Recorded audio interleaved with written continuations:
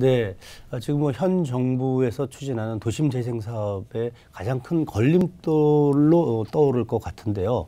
현재 그 장기 미집행 도시계획설이라고 얘기를 하는데요. 보통 우리가 도시계획설 부지 중에 도로나 공원 같은 것들이 있습니다. 공원 부지가 차지하는 비중이 굉장히 넓은데요. 이러한 공원에 대한 장기간 미집행됐던 부지들이 2020년 일몰제에 의해서 현재 풀어주거나 아니면은 개발을 하거나 혹은 보상을 해줘야 되는 그러한 부분입니다. 그러다 보니까 정부나 지방자치단체의 재정적인 능력에 의해서 공원이 형성이 되거나 아니면 풀어줘야 되는, 개발을 해야 되는 그러한 상황이 계속 맞이해야 될 것 같은데요. 이러한 부분들을 민과 관이 합쳐서 그러니까 아무래도 공동적으로 새로운 재생 주택 관련돼서 혹은 도심 재생 사업에 새로운 모델들이 계속 나와야 되는 그러한 시점이 아닐까 이렇게 생각이 됩니다. 일반적으로 보통 우리가 장기 미집행 도시계획설이라 해서 공원 녹지 등이 많이 들어가 있는데요. 이러한 공원 녹지 시설들이 2020년 정도 되면은 풀려서 개발이 가능하다 이렇게 좀 보시면 될 것 같습니다. 그러다 보니까 일반 시민들 입장에서는 이러한 녹지 지역이 좀 줄어드는 그러한 상황이 되지 않을까라고 이렇게 걱정하시는 분들이 상당히 많고요.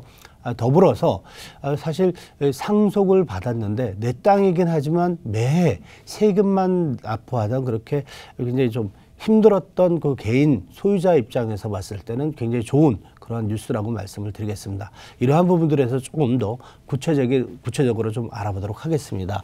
장기 미집행 도시계획시설 부지라고 하면요. 도시계획시설 결정의 고시일로부터 10년 이내에 당해 도시계획시설 사업이 시행되지 아니한 경우 당해 도시계획시설 부지로 되어 있는 토지를 말한다. 그래서 이런 부분들이 공원도 있을 수 있고요. 도로도 있을 수 있고 이런 부분들이 다 도시계획시설 중에서 장기간 즉 10년 이상 미집행된 도시계획시설이다 이렇게 보시면 될 것 같습니다. 전 시간에 이어서요.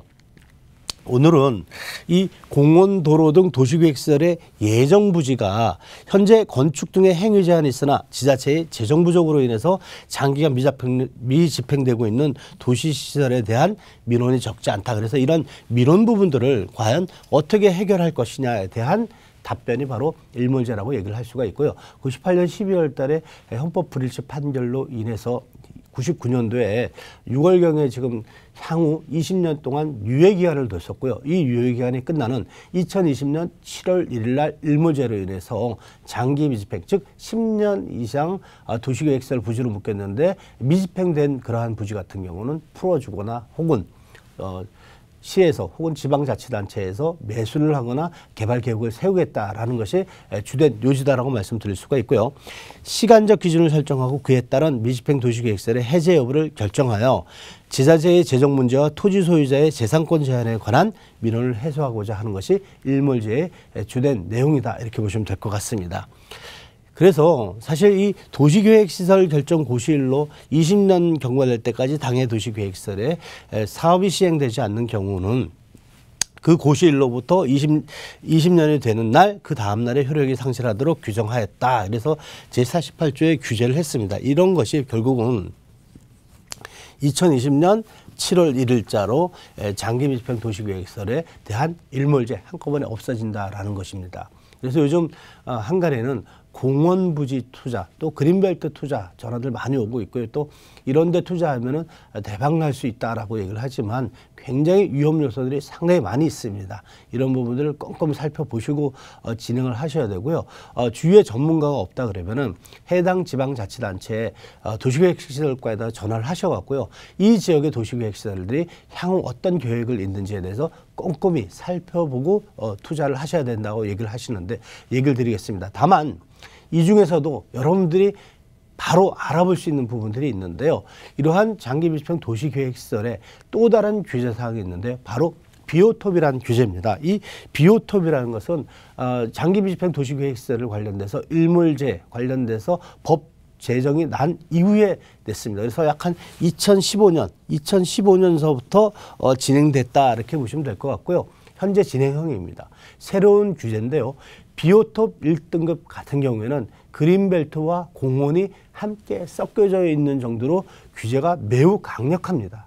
그래서 비오톱 1등급 같은 경우는 투자를 안 하시는 게 아예 낫다라고 일컬을 정도로 규제가 강하다 이렇게 보시면 될 것 같습니다. 이러한 비오톱 자체는요, 사실 식물과 동물의 집단 서식지다라고 정도로 좀 알 수 있으면 될 것 같습니다. 그래서 동식물의 집단 서식지 정도로 알아두셔야 되는데요. 굉장히 여러 가지 뜻을 내포하고 있지만 사실 이런 부분들이 일반인들이 알기 좀 어렵습니다. 다만 토지 이용 계획 확인을 띄시면요, 이런 분들이 비오톱 몇 등급이다라고 나옵니다. 다만 1등급은 투자하면 안 된다 이렇게 좀 보시면 될 것 같습니다.